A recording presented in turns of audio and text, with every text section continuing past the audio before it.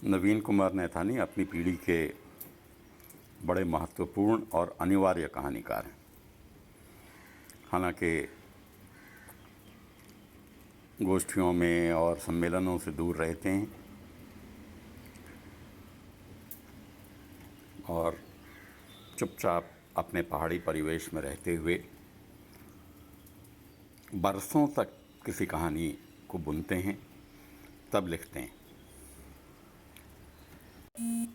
उनकी एक कहानी कथा देश के फरवरी अंक में छपी थी।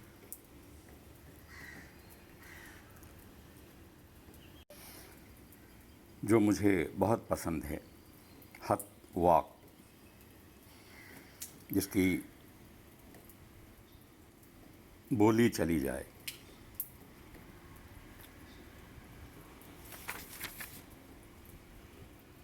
मैं सुबह की सैर के बाद घंटा भर कुछ ना कुछ पढ़ता हूँ खुले में, और जिसमें नई चीज़ें भी होती हैं, पुरानी भी होती हैं। आज फिर से मैंने ये कहानी पढ़ी और मुझे लगा कि मैं अपने दोस्तों के साथ साझा करूं। मैं वो कहानी आपके साथ साझा कर रहा हूं। मुझे अभी तक यकीन नहीं हो रहा था कि मेरी आवाज़ फिर से बंद हो गई थी। कहा जाता है कि हादसों के वक्त ऐसा हो जाया करता है, पर मेरे साथ तो कोई हादसा नहीं घटा। लोगों को ऐसा लगता है। पुरानी इमारतें गिरती रहती हैं, पुराने मकान भी ढह जाते हैं। सबका वक्त तय होता है। आवाज़ लौटने के बाद मुझे वह सब बता ही देना चाहिए। एक डर सा फिर भी बना रहेगा। सुनेगा कौन? जो मैं कह रहा हूँ, कोई उस पर यकीन भी करेगा क्या? सब लोग जानते हैं कि डूबते हुए जहाज़ों के साथ पुराने जहाज़ों के कप्तान जहाज़ नहीं छोड़ दिया करते थे, पर टूटते हुए मकान कोई जहाज़ नहीं होते। मकानों को लोग बहुत आसानी से छोड़ देते हैं। जब लोग रहना छोड़ देते हैं, तब भी मकान नष्ट होने लगते हैं, धीमे धीमे। मुझे सादी नानी के मकान की याद है। उनका सही नाम क्या था, यह हम में से किसी को नहीं पता। उनका कोई और नाम रहा भी हो, यह जानने की शायद किसी ने कोशिश भी नहीं की। ननिहाल में नाना के घर से 4 घर उत्तर की तरफ सादी नानी का मकान था। बहुत बड़ी और ऊंची दीवारों से घिरा हुआ। मिट्टी और धूल और हवाओं में उड़ते हुए पत्तों में से खड़खड़ाता हुआ। सादी नानी को हमने नहीं देखा। बहुत पहले वे अपनी बेटी के पास विदेश चली गई थी। जब तक नाना रहे, सादी नानी के मकान की देखभाल होती रही। नाना एक खिलती हुई आराम कुर्सी की तरह स्मृतियों में दर्ज हैं। उनके हाथ में हमेशा एक अखबार रहा करता, जो पिछली शाम को शहर से आने वाली इकलौती बस पर चलकर उनके पास पहुंचता। नाना के बाद वह मकान यतीम हो गया। उनकी 4 दीवारी पर यहाँ वहाँ पीपल के मुलायम पत्ते निकलने लगे।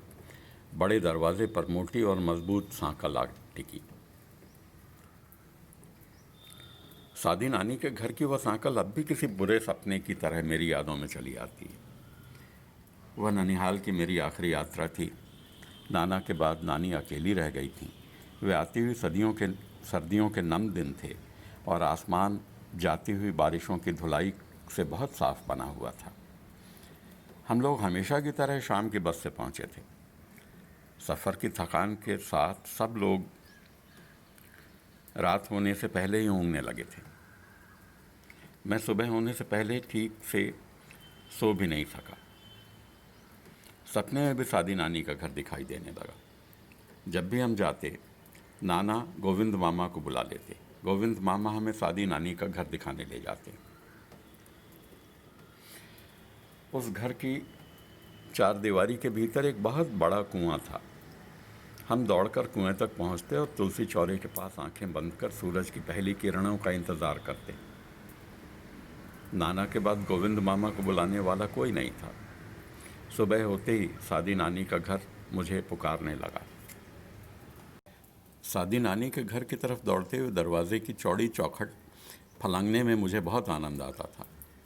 उस सुबह जब मैं अकेला उस दरवाजे के पास पहुंचा तो स्तब्ध रह गया। वापस लौटा तो बहुत देर तक मेरी आवाज़ नहीं निकल पाई थी। वह आवाज़ बंद होने का पहला हादसा था जो मेरे साथ घटा था। वह सच में एक हादसा था। सादी नानी के घर का दरवाज़ा बंद था और उस पर एक मोटी सांकल लगी हुई थी। वे मेरे बचपन के दिन थे और मैंने पहले कभी बंद दरवाजे देखे ही नहीं थे, बाहर से बंद। अपने घरों में हम जब भी प्रवेश करते तो दरवाजे हमेशा खुले हुए मिलते। हम जब घरों से बाहर निकलते तो पूरा घर हमारे साथ खाली नहीं हो जाता था। घर के भीतर तब भी बहुत सारे लोग रह जाते थे। मुझे बाद में बताया गया कि कुल 4 घंटे तक मेरी आवाज़ नहीं निकली थी। गोविंद मामा को बुलाया गया। आवाज़ लौटने के बाद मेरी समझ में नहीं आया कि मेरे साथ आखिर हुआ क्या था। तुम्हारी आवाज़ रूठ गई थी, मनोज मामा ने मुझे बहलाते हुए कहा था।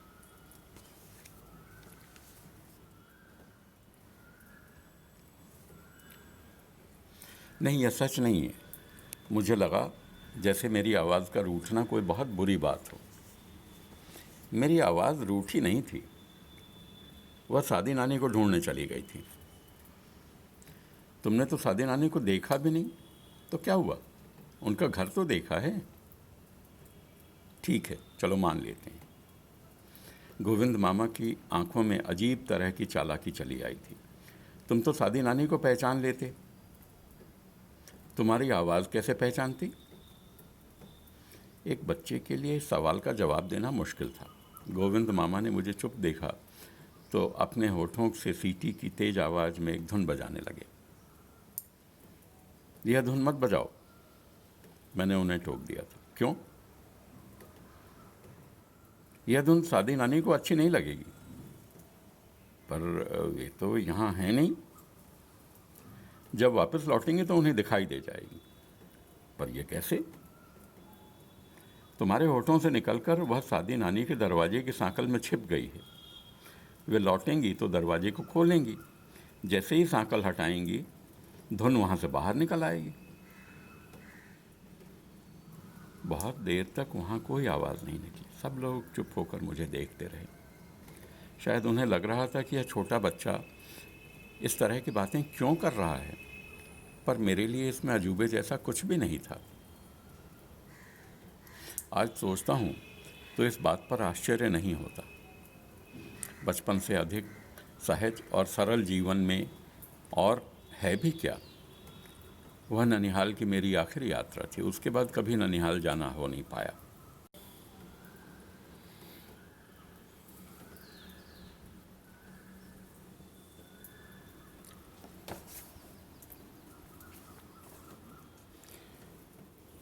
आवाज़ के साथ दूसरा हादसा कोई 25 साल बाद घटा। तब तक मैं पत्रकारिता को पेशे के तौर पर पूरी तरह अपना चुका था। लोगों से मिलना और नई जगहें देखना मेरा शौक़ था। धीरे धीरे यह शौक़ एक जुनून में बदलता गया। अनजाने इलाकों में जाना मुझे अच्छा लगता था।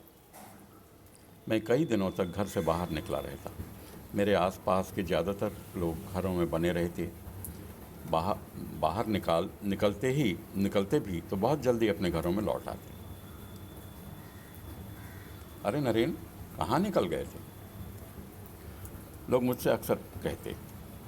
इस तरह भटकते हुए कहीं घर का रास्ता तो नहीं भूल जाओगे? मैं इस तरह के सवालों का जवाब अक्सर दिया नहीं करता था। एक रोज़ यही बात सावित्री चाची ने कही। हाँ, सावित्री चाची, वही सावित्री चाची जो मेरे उस फीचर की केंद्रीय तस्वीर में थी। अधखुले और अधबंद दरवाजे के बीच दहलीज पर ठिठकी हुई। सावित्री चाची से हमारा खून का रिश्ता नहीं था, लेकिन कभी हमने महसूस ही नहीं किया कि वे हमारे परिवार के सदस्य नहीं। वे गली और मोहल्लों के दिन थे। तब कॉलोनियाँ सुंदर भविष्य में कहीं जन्म लेने की सोच रही थी। नरेन, लोग तुम्हारे बारे में क्या क्या बातें करते रहते हैं? एक रोज़ उन्होंने मुझसे कहा था, तुम हमेशा भटकते रहते हो। अब यह भटकना बंद करो। चाची, मैं भटकता नहीं हूँ, मैंने कहा था। जिसे लोग भटकन कहते हैं वह तो यात्रा है।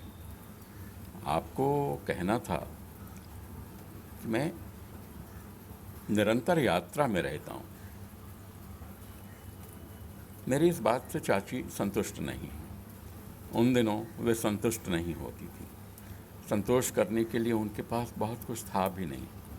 वे उम्र के 50 बरस पार करने के बाद भी उसके इंतज़ार में थी, जिसका उन्हें खुद ही पता नहीं था। आखिर मुझे भी तो पता चले कि तुम्हारी यात्रा में और भटकन में क्या फ़र्क है। चाची बहुत संजीदा थी। भटकता हुआ आदमी न कहीं पहुंचता है और न कहीं लौटता है। मुझे याद है, चाची यह जवाब सुनकर उदास हो गई थी।